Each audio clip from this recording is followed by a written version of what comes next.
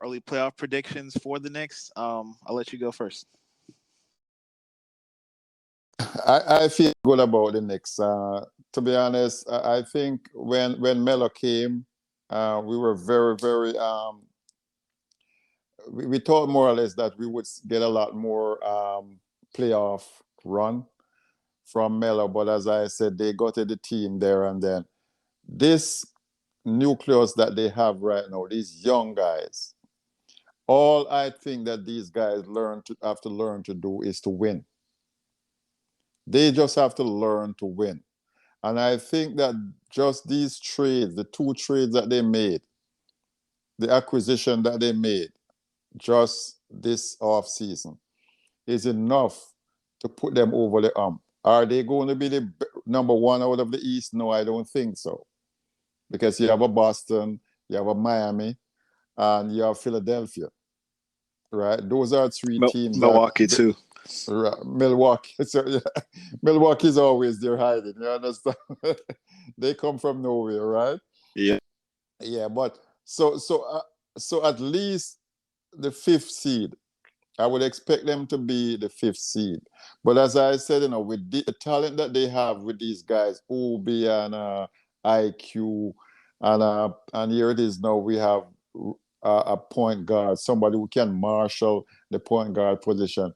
I believe that they will be at least the fifth position. And the other thing that I think, if they don't get rid of Randall, which, as I said, I would expect them to trade him, but nobody wants him for that value. That's number one. So I believe that we are going to see Randall's 2021 numbers in 2022-23. I believe the next season we're going to see that Randall numbers, the 50, 40, 90. We're going to see that come this season, next season. Yeah, fifth seed, I believe, is very generous for the Knicks. In order for them to be the fifth seed, I believe a lot has to go right. But some things that are positive signs for the Knicks is, D Rose missed a majority of the season. He missed 56 games, so having him back is huge. When he was healthy, the last time we seen a healthy D Rose all season was when they 2020 2021 when they were a fourth seed. So he's obviously a key piece, and then you're adding Brunson. That helps with the guard rotation because Kemba Walker, Alec Burks, it was all over the place last year. And then they had Hartenstein, who I wanted in Brooklyn. He's a very good big. He was very good for the Clippers. Very good roller. He's an underrated 3-point shooter. He didn't shoot too many threes, but he shot around over 40% in the small clip of threes that he did shoot. But in my opinion, I believe the Knicks are going to be.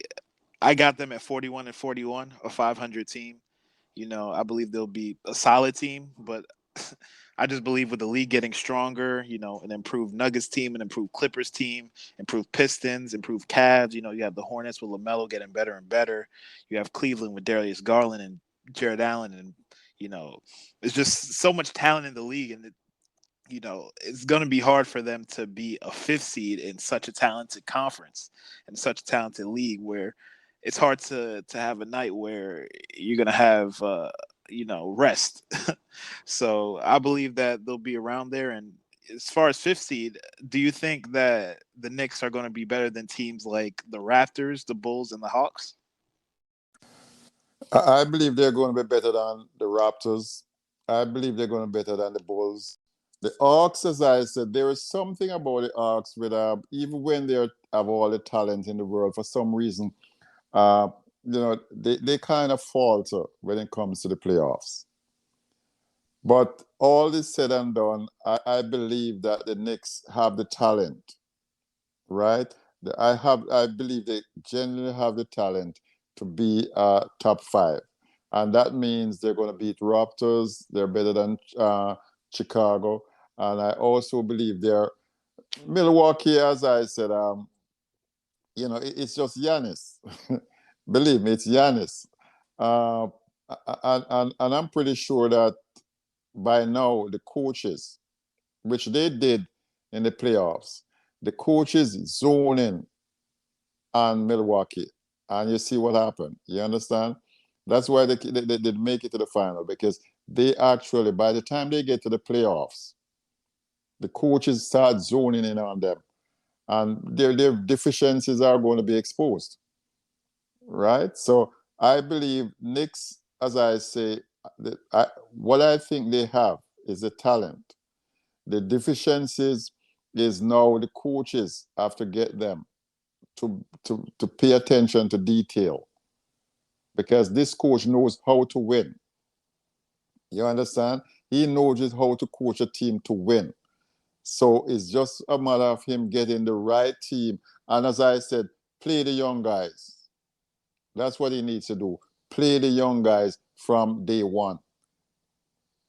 Well, Right? that's the tough part with Tibbs is because we know he doesn't really want to play the young guys, and in terms of his top tier players, fatigue is going to be huge because we know that he'll play Randall, he'll play Brunson, he'll play all these guys 40 plus minutes in an October 25th game. And then you get into April where it's time to start revving up for the playoffs, and these guys are tired because they're playing 40 minutes a night. So it's going to be interesting to see if he changes his ways. But as far as, Tibbs changing his ways, it's hard for me to see. But the thing about it, what you have to understand, is I believe this is his last year. I don't believe that if he actually doesn't make the playoff or take them even out of the first round this year, he's gone. And he knows it, right? So he's not going to play the same game that he did last year, where he actually run the vet to the ground and have these young kids sitting on the bench. Look how good these kids played in the end when he actually started playing them. You understand? So if he does the same thing next year, I believe me, he's out of a job. Yeah, I could definitely see that happening. Also, do you think there's any chance that he can get fired during the season, or do you think he's at least secured for this whole season and then next year they try to get another coach? Don't be surprised if they don't fire him, even possibly the first 2 weeks in the season. Yeah, believe me. He might get fired in the That first would two be weeks in the insane. season. Yeah, because if he does not perform in those first like 5 or 6 games, they're not going to give him 20 games. I'm I, sure they're I not going to. in my opinion, if it gets to that point where you're giving him a leash of 2 weeks to get it done, let's say the Knicks start off 1-6 or 1-7 the first 2 weeks. I believe if you have that short of a leash with a coach, you should have just cut your ties from the off season rather than you know try to keep him and work something out.